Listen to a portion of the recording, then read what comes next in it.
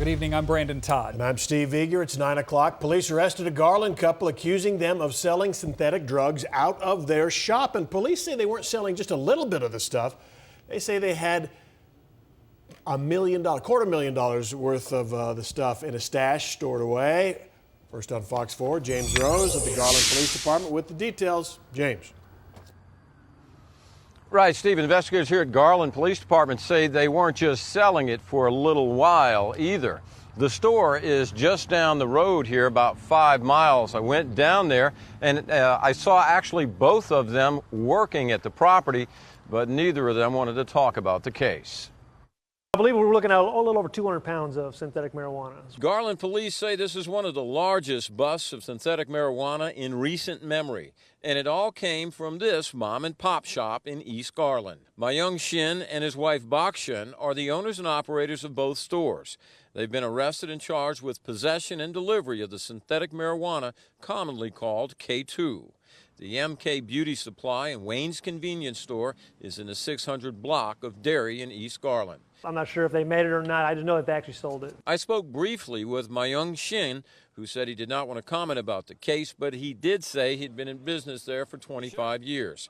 Investigators say confidential informants bought the drugs and paraphernalia over a period of more than 2 years at both stores.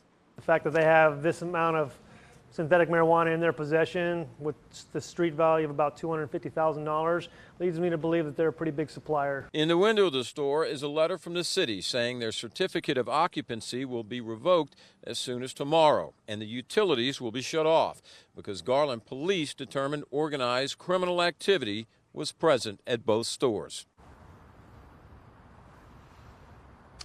Now, both of the Shins bonded out on a $50,000 bond. Now, despite that sign in the window, there were obviously no signs that they were packing up and getting ready to shut down and move out, Steve. All right, a few years ago, James, I think a lot of people remember there was a rash of overdoses on this K2 stuff. Police think any of this stuff is related to this raid or how it might play into that?